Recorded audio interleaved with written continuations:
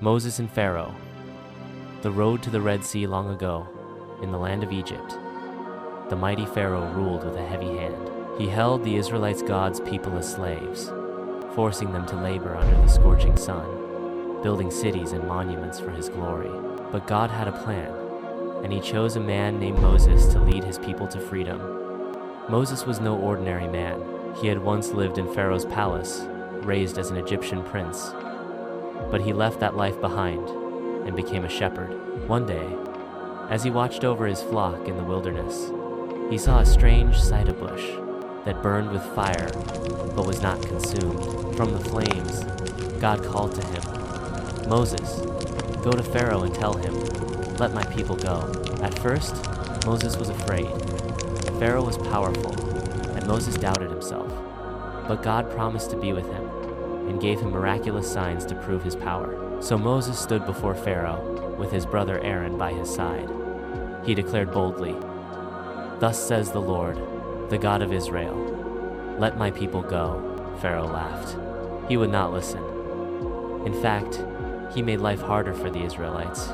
So God sent plagues and terrifying signs of his might.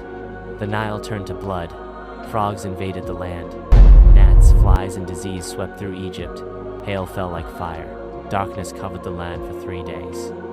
And finally, the worst plague of all, the death of every Egyptian firstborn. Only the Israelites, who marked their doors with the blood of a lamb, were spared. After this final plague, Pharaoh could no longer resist.